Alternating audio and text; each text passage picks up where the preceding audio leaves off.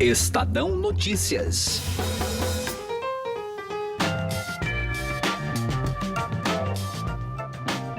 A quarta-feira pode ser definida como uma montanha-russa para o PT e o ex-presidente Lula. A juíza federal de Curitiba, Carolina Lebos, autorizou a transferência do petista para São Paulo. No entanto, a decisão de levá-lo para o presídio de Tremembé, no interior paulista, mexeu com os ânimos. O Supremo Tribunal Federal foi acionado pela defesa de Lula e, por maioria, decidiu cancelar a mudança. Legalmente, a decisão da magistrada de Curitiba foi acertada? E politicamente, quais foram as repercussões de tudo o que aconteceu? Eu sou Gustavo Lopes e este é o Estadão Notícias, que traz hoje um roteiro com tudo o que ocorreu após essa decisão e as participações do professor de Direito Luiz Fernando do Amaral e dos repórteres Ricardo Brant e Ricardo Galhardo. Estadão Notícias. A XP Investimentos foi eleita a melhor assessoria de investimentos pelos paulistanos na pesquisa Datafolha. A assessoria está na essência e no DNA da XP, e esse importante reconhecimento reflete o compromisso em fazer os brasileiros investirem melhor por meio de uma assessoria especializada e transparente, que busca sempre os melhores investimentos de acordo com o perfil de cada cliente. Acesse xpi.com.br. XP Investimentos, mudando para sempre seu jeito de investir. Estadão Notícias.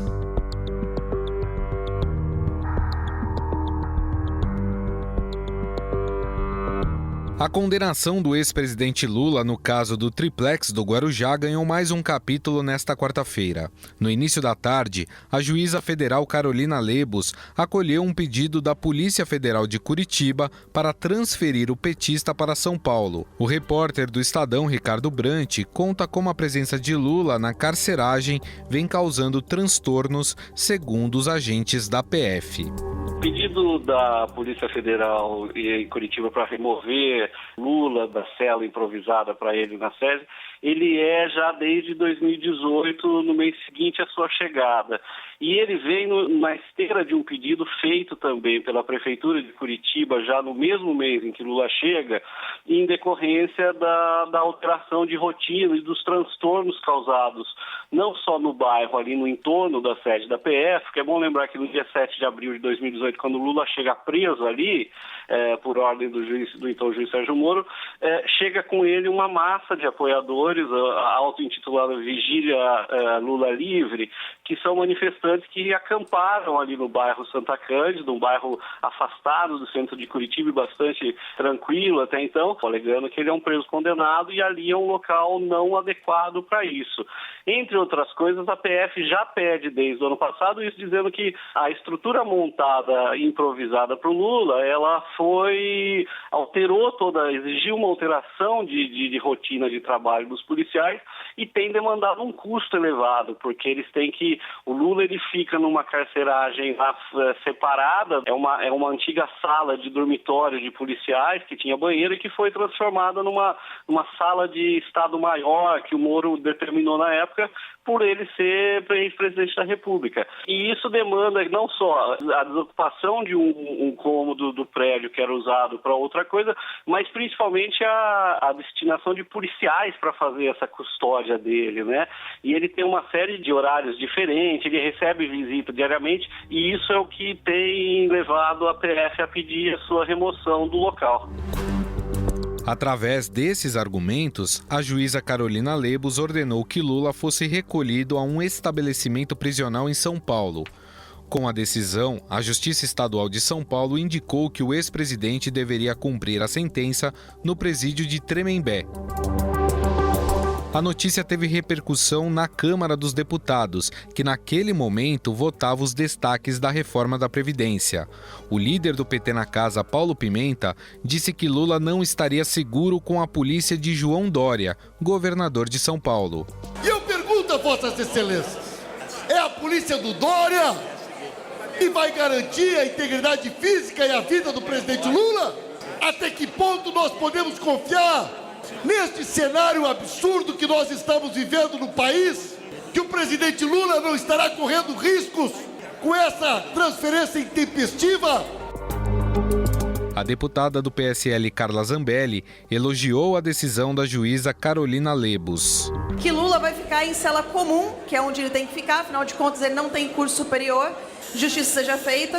Então, parabenizar a doutora Carolina e dizer que nós queremos que Lula passe muitos e mais muitos anos aonde ele tem que estar, que é na cadeia. Muito obrigada. Diante dos apelos, o presidente da Câmara, Rodrigo Maia, disse que daria toda a assistência à bancada do PT. Não é uma decisão simples e é uma decisão extemporânea. Então, aquilo que a presidência da Câmara puder acompanhar junto com a bancada do PT, nós estamos à disposição. Muito obrigado, senhor para presidente. que Muito obrigado, senhor o direito presidente. do ex-presidente seja garantido. Muito obrigado, senhor presidente. Após a decisão, a defesa do ex-presidente pediu ao Supremo Tribunal Federal que suspendesse a transferência do petista de Curitiba para São Paulo. O pedido de liminar apontava 3 opções: a libertação de Lula, a transferência para uma sala de Estado maior ou a suspensão da decisão da juíza de Curitiba.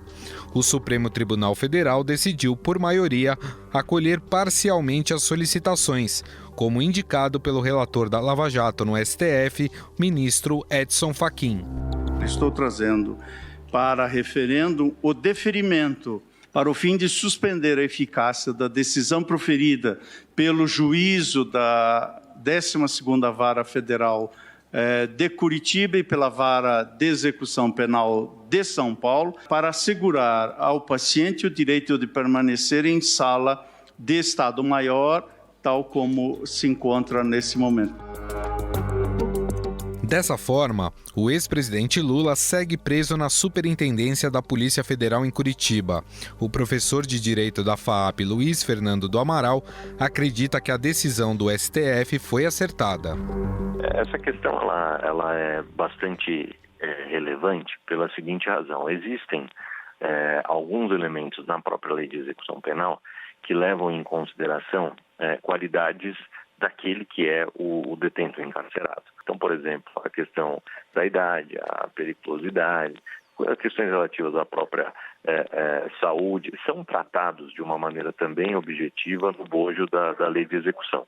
Agora, o que me parece aí que foi um pouco assoltado foi a decisão sem um devido planejamento, né, em que pese o fato de uma pessoa como o ex-presidente não se justificar, pelo menos a meu ver, a manutenção naquelas características em que ele estava em Curitiba, me parece que a pessoa demanda sim um cuidado até por parte de uma segurança maior que o Estado deve destinar para que essa pessoa, então, com todo o seu histórico político, com toda a participação que teve na política brasileira, não como um benefício, mas como uma distinção, um critério, né, de descrime no sentido de se fazer a proteção adequada, até pelos deveres, pela responsabilidade que o Estado tem em relação à manutenção dessas pessoas.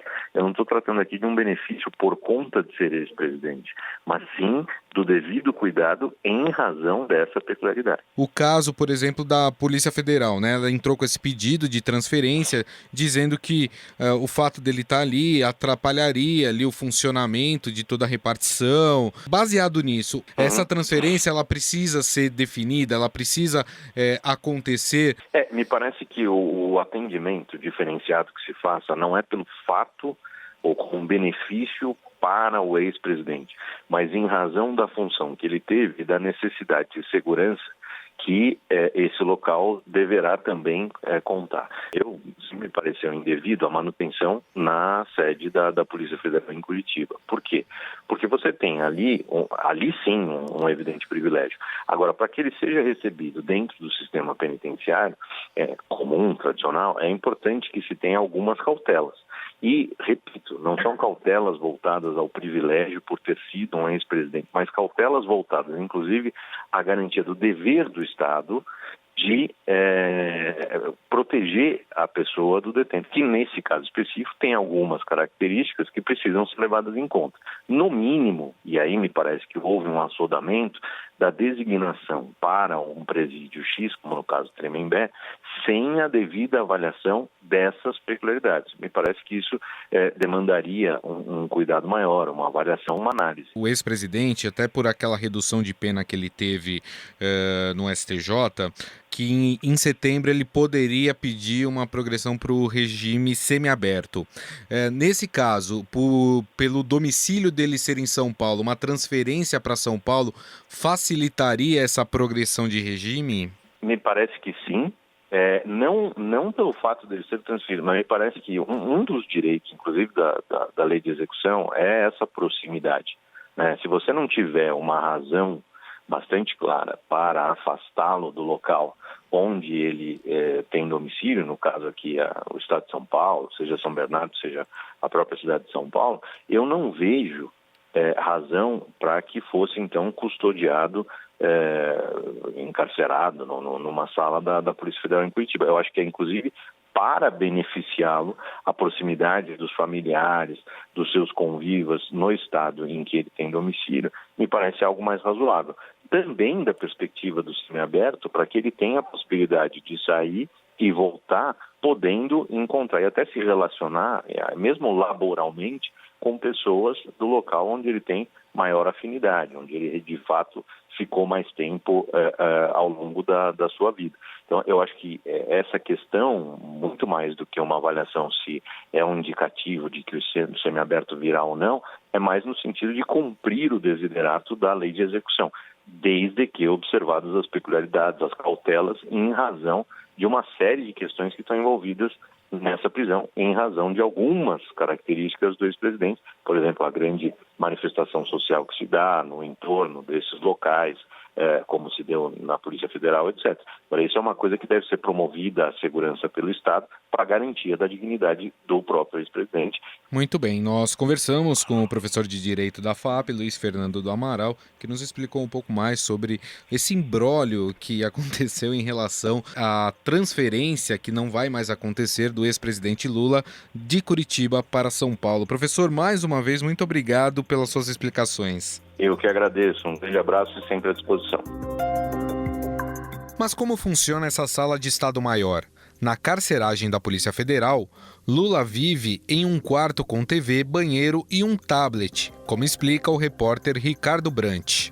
Ela era um dormitório que tem um banheiro privativo dele, um armário embutido, onde os policiais que dormiam ali guardavam suas roupas, e não tem grades, né? Ela tem janelas de vidro, mas que foram fechadas só para evitar que pessoas tivessem acesso e tal, mas ele tem ali uma porta comum, não é uma grade, que fica durante o dia fechada, mas tem também uma antessala, e do lado de fora fica sempre um policial que faz a custódia dele. E ele tem uma série de horários especiais, né? Ele teve o direito dado de ter uma televisão para ele, com canais abertos e tal. Ele conseguiu o direito de uma esteira para fazer caminhadas, e ele tem uma cama lá para ele, e ele tem também direito a um tablet, que é onde ele faz ouvir música, faz leitura de material que os advogados levam para ele, e ele tem alguns horários especiais, por exemplo, de visitas, as visitas dos presos que ficam na custódia, na carceragem da sede da PF, e o dia de visita de família deles é nas quartas-feiras. O Lula teve o direito de ter as visitas nas quintas-feiras, e dia em que ele recebe familiares, e ele tem direito também aos amigos. Ele conseguiu na justiça o direito a receber nessas quintas-feiras visitas de amigos, que são 1 hora, eles dividem meia hora para cada um, e rotineiramente vão pessoas, políticos, vão artistas, vão apoiadores, autoridades, que fazem uma rotina de visita. O repórter de política do Estadão, Ricardo Galhardo, traz as reações e as avaliações dos petistas diante desta decisão. A avaliação que os petistas fazem agora, depois que tudo o furacão passou, digamos assim, é de que foi uma derrota do ministro da Justiça, Sérgio Moro. Os petistas acham que foi o Moro quem articulou isso aí tudo para fazer uma cortina de fumaça em relação aos problemas que ele mesmo vem enfrentando dentro do governo e no judiciário. Agora, nos próximos dias, a gente deve ter o julgamento do habeas corpus do Lula. Depois, também deve ter o julgamento do pedido de suspeição do Moro, no caso do Lula. O ministro se enfraqueceu dentro do governo em vários casos, né? No caso, por exemplo, da decisão do ministro Dias Toffoli beneficiando o senador Flávio Bolsonaro, teve uma propaganda do pacote anticrime do Moro que foi vetada pela SECOM. Então ele vem acumulando derrotas dentro do governo e na avaliação do PT ele teria puxado o caso do Lula, usando a influência que ele tem sobre a PF e também uma influência indireta que ele teria sobre a justiça, para ganhar tempo, ganhar fôlego dentro do governo. Mas tem também uma questão da imagem do Lula, né? Porque se ele fosse levado até a carceragem do sistema prisional brasileiro, como ele é feito, o Lula teria uma alteração de imagem muito grande, né, Galhardo? Sim, é verdade. É lógico que a preocupação primeira, né, das pessoas com quem eu falei, pelo menos, era quanto ao bem-estar do próprio Lula, né? Ele é um homem de 73 anos, passou por um câncer, já está preso há um bom tempo e seria duro para ele ter que enfrentar um regime como é o regime de Tremembé. Mas os petistas identificaram também ao longo do dia uma intenção, que seria uma das intenções dessa transferência, de proporcionar uma imagem muito negativa do Lula. Por quê? Porque se ele fosse para Tremembé, ele teria que... Primeira coisa que aconteceria seria usar um uniforme de preso comum, calça bege, camiseta branca, e raspar barba e cabelo.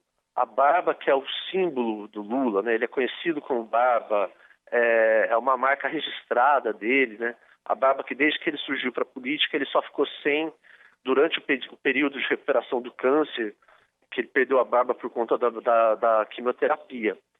E os petistas tinham, assim, convicção de que um dos objetivos seria ter uma imagem do Lula de cabeça raspada, sem barba e usando uniforme de preso comum para ser mostrada para a opinião pública. Tem um detalhezinho interessante.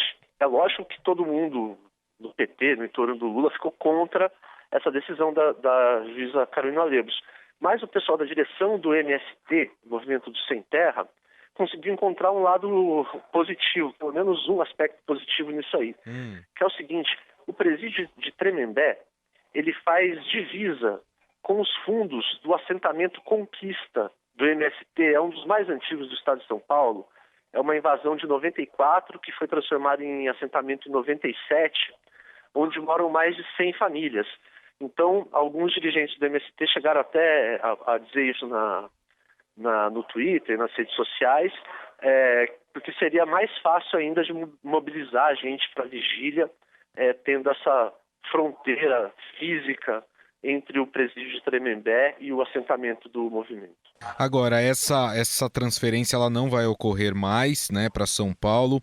No entanto, o que eu queria te perguntar, Galhardo, é em relação a uma transferência para São Paulo, que ela fosse para uma sala de Estado Maior, ou na capital paulista, São Bernardo do Campo, né, onde reside, onde o Lula tem domicílio.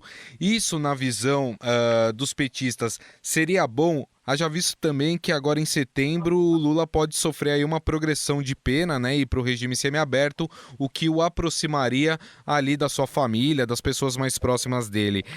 Isso seria avaliado como positivo pelos petistas?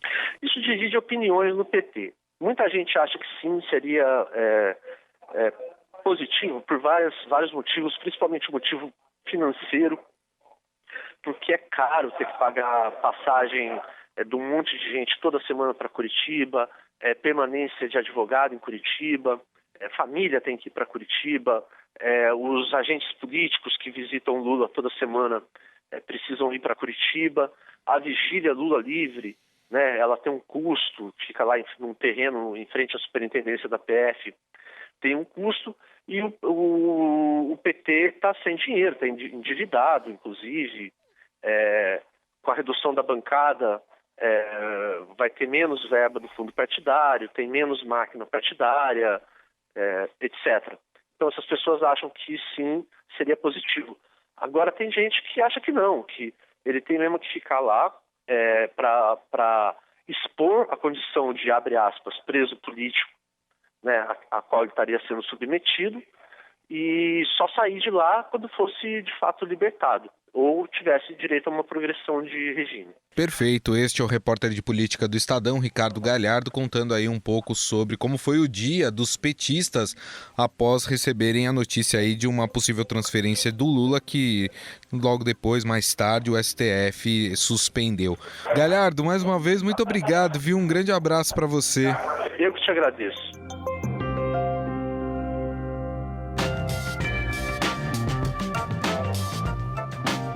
O Estadão Notícias desta quinta-feira vai ficando por aqui. Contou com a apresentação minha, Gustavo Lopes, e montagem de Nelson Volter.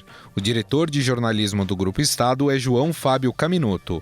Mande seu comentário e sugestão para o e-mail podcast@estadão.com. Um abraço e até mais. Estadão Notícias.